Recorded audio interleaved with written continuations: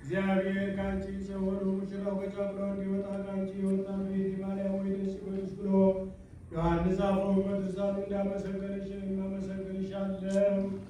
የጠፋ በቀደምን የፈለገ ባገኘው ጊዜ የተሸከመው እውነተኛ ቸር ጠባቂያችን ክርስቶስ አንቺ የተወለደ እመቤቴ ማርያም ሆይ ደስ ይበልሽ።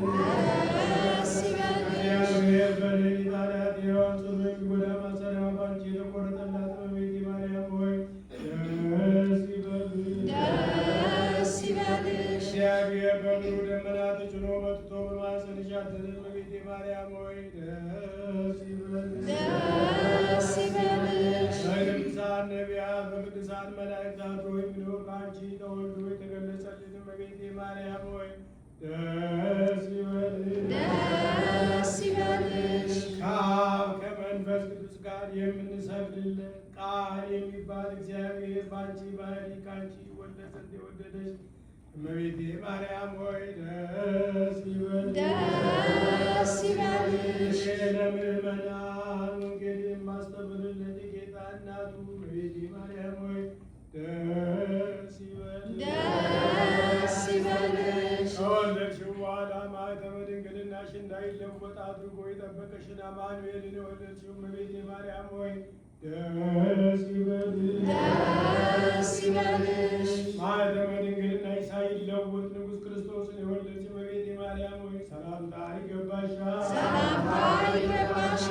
ማኅተመ ድንግልናሽ ሳይለወጥ ንጉሥ ክርስቶስን የወለድሽ እመቤቴ ማርያም ሆይ ሰላምታ ይገባሻል።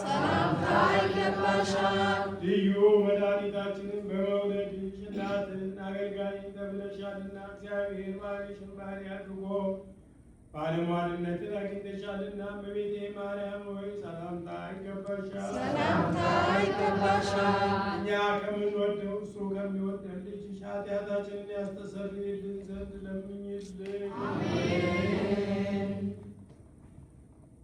ልመና ክብሯ በእውነት ለዘላለም ይደርብንና አምላክን የወለደ በድንጋሌ ሥጋ በድንጋሌ ነፍስ ሰናይ ክብርት እመቤታችን ያደረገችው ተአምር ይህ ነው።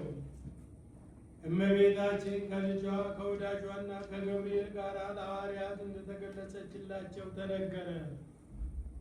እነሆ ጌታችን ኢየሱስ ክርስቶስም በኪሩቤል ክንፎች ላይ ተቀምጦ በመካከላችን ተገለጸ። እናቱ ድንግልን ከእሱ ጋር ተቀምጣ ነበር። አእላፍ መላእክትን ከበውት ነበር። የመላእክትም አለቆች ሚካኤልና ገብርኤል በቀኝና በግራ ቆመው ነበር። ሱራፌልም በሰማይ ለእግዚአብሔር ምስጋና ይገባዋል፣ በምድርም እርቅ ተወጠነ፣ የሰው ግርዛኑ ይሰጠው ዘንድ እያሉ ያመሰግኑ ነበር። ሐዋርያትን መድኃኒታችንን ባዩ ጊዜ ሰገዱለትና ሰላምታ ሰጣቸው። ቸር አላችሁን አላቸው።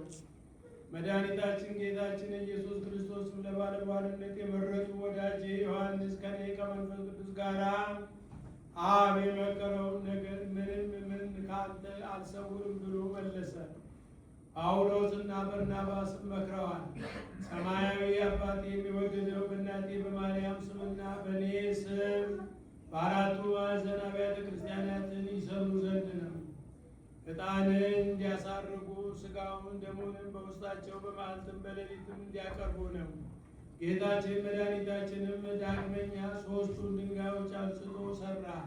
ዳግመኛም አባቴ ቦታውን እንደ ወደደን ያውቀዋለሁ አለ። ጴጥሮስን ድንጋዩን አንስቶ መድኃኒታችን ባደረገው አምሳል ምልክቱ ጎኑ ይዞ ዞረ። ዳግመኛም ድንጋዩ እንደ ሰም እየተሳበ እንደ ግድግዳ ያለ ድካም ይሆን ነበር። ከዚህ በኋላ መድኃኒታችን 5 የዕንቁ ምሰሶች የተሸከሙ የወርቅ ምሰሶ ይምጣ ብሎ አዘዘ። መጥቶ በቤተ መቅደስ መካከል ቆመ። ዳግመኛም የብርና የወርቅ ሳህን ጽዋ መጡ። ታቦት ሊገለገሉባቸው የሚገቡ የግምጃ ልብሶችም መጡ። ቤተ ክርስቲያኑ ሁለንተናዋ በሰኔ በ20 ቀን ተፈጸመች። ጌታችንም ከዚህ በኋላ ከእናቱ ከማርያም ጋር ወደ ሰማይ ባረረ። በኪሩቤል ክንፎች ላይ ተቀምጦ አረገ። የወንጌል ልጆች ሆይ እንደ ሰም እየለመለሙ በእናቱ በሦስት ድንጋዮች ልጇ ወዳጇ ቤተ መቅደስን እንደሠራ እወቁ። ልመና ክብሯን በእኛ ለዘላለም በእውነት ይደርብን። ከእመቤታችን ከቅድስት ድንግል ማርያም ረድኤቷን በረከቷን በሁላችን ላይ ያሳድርብን። በሰላም እንዳሳደረን በሰላም ያውለን። የተባረከ የተቀደሰ ቀን ያድርግልን።